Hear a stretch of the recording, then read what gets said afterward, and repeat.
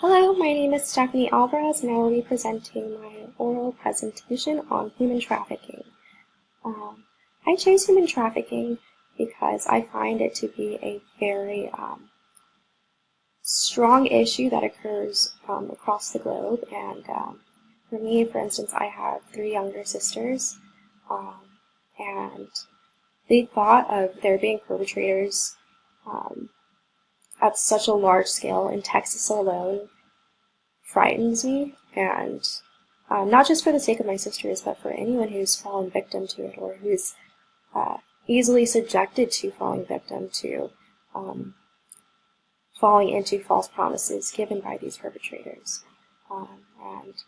And I think organizations that are working towards ending and providing services to help victims, but whenever I said ending, I meant to say towards ending human trafficking from being possible.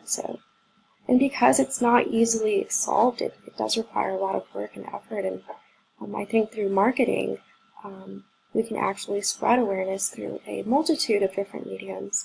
And by doing so, it could essentially gather more people to bring in their own insights and ideas, and whether it be through marketing or organizational leadership, the people who are more aware of the problem are more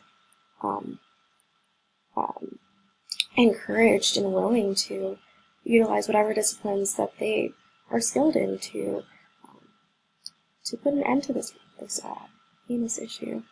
So a little bit on the statistics over this. There's 25 million people enslaved in the world. Of those 25 million, in Texas alone, there's 79,000 who are affected, and a large percentage of that are minors and just young girls who are very vulnerable and who often don't come from strong households or who are often already living in conditions that are not healthy. So people who come from poor backgrounds and poor environments are actually more able to fall victim to believing the lies that perpetrators give, such as false promises in terms of having a nice stable home, getting a nice job, and things of that nature. And I did want to show a little bit of this video from Attorney Texas General Ken. His name is Ken Paxton. I'm sorry, I forgot his last name for a second. But yeah, just a little bit over this. This video is 52 minutes long, so I'm not going to show the full thing. I'll show just a minute of it. And this is just one prime example of how marketing can help people. And I'm going to also leave this link in the description, so if you do want to watch it, if it does interest you, it has a lot of really good pointers in there, and it's very heartbreaking, but I think it does a good job at spreading awareness. So let me go ahead and do this.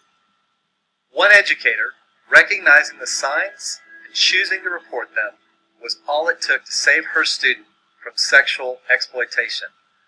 One neighbor, taking action, was all it took to free a young woman who had been sold into slavery right next door. One bystander choosing not to look away was all it took to rescue a 13-year-old who was tied to a bed, drugged, and sold for sex. One person, one moment, one act that saved a life. You are about to see the stories of these real Texans who chose to be the one in the fight to stop human trafficking in our state. Again, I will leave a link to that video if you wish to watch it. It's very informative, and it's just a prime example as to how marketing could be beneficial. And although marketing is beneficial to bringing awareness and just getting people to be more involved in the topic, it isn't involved enough. I mean, it isn't bringing awareness enough because, again, this issue still persists, and because there's so many factors that influence this problem, I think that there needs to be a larger set of marketing skills and tactics used to reach people more on a global point, because this is something that happens globally. But also more so within our own nation and our own state, because, you know, marketing is something that our country is very involved with when it comes to businesses and corporations. So marketing, you can utilize different mediums, whether it's videos, whether there are ads, whether they're in the form of ads in newspapers, television, radio, banners. I think it's important, even as small as just sending out flyers to people, handing out flyers in the streets. Like, I think it's any form of marketing counts. And I believe that there just needs to be a little more to help bring that awareness to the public and to be more engaged in solving this issue as a society. There is a corporate social responsibility by a lot of corporations that will engage with introducing charities to the public while also providing their products. For instance, I'll use an example as Kellogg's cereal, who will donate to a charity or to fund a certain cause. I think it's a great way to reach people, and if more organizational leaders could be involved in doing that, I think we can make this world a safer and better place. And that brings me to my next topic, which is organizational leadership. Organizational leaders are basically build a structure in the work environment that is healthy and allows people to perform their very best. Not only do they provide a healthy environment for the workers, but they also are very good listeners and very good at communicating. Another one factor is that they are very open-minded to different ideas that could potentially be effective. There are some leaders who will like to integrate their own ideas and strategies that they've learned throughout the years with people who can also offer more to the table. And I think by doing so, you can build a stronger foundation and organization to not only bringing awareness, but doing what you can to help everyone involved in that organization to perform their very best. And if you have a happy, fully functioning, healthy company full of employers that are being well taken care of, you can provide an environment that allows them to reach more people and do what they can to put an end to this. So some of my findings are from the Department of Justice and also a researcher by the name of Dr. Victor Heller. Dr. Victor Heller uses this analogy from Aristotle and Alexander the Great. Aristotle actually taught Alexander the Great. He tutored him various subjects. And during one of his tutoring sessions, Alexander the Great actually asked Aristotle, "How many can one person be?" And Aristotle responded by saying, "In the arena of affairs, of organizational leadership, one person can be a very great many."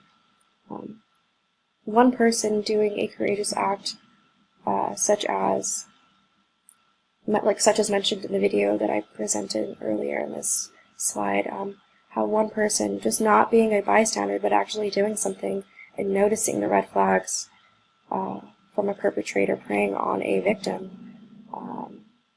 If that person goes noticed and is on the news for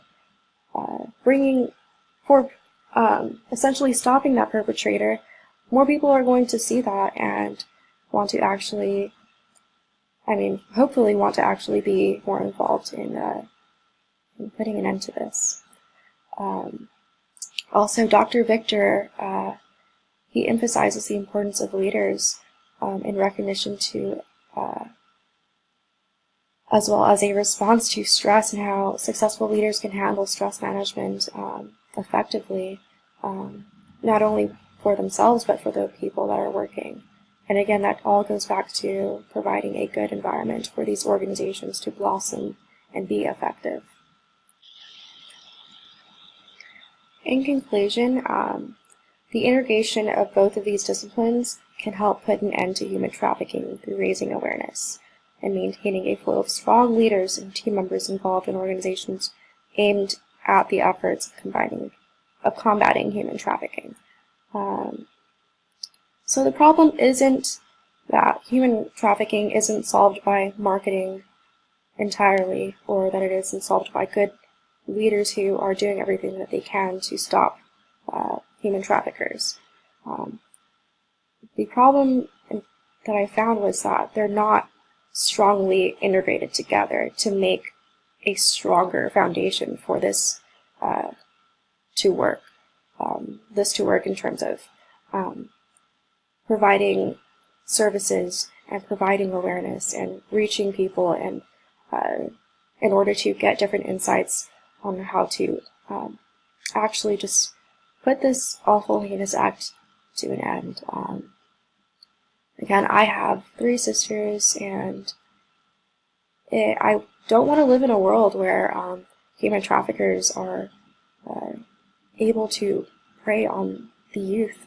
I think it's important that by the integration, again, of these 2 different disciplines, we can really make a big difference in putting an end to perpetrators and their methods that they use to gain vulnerable victims, or to prey on vulnerable victims, and to also just let victims know that it is possible for them to reach out, and if they're too afraid, that organizations will be there and are strong organizations, that they are strong organizations willing to overall put an end and ensure that they are safe and are given the services needed to provide a healthy home. Thank you for listening to my presentation. Here are some of my references, and again, I will go ahead and leave that link down in the description box. And thank you very much for your time.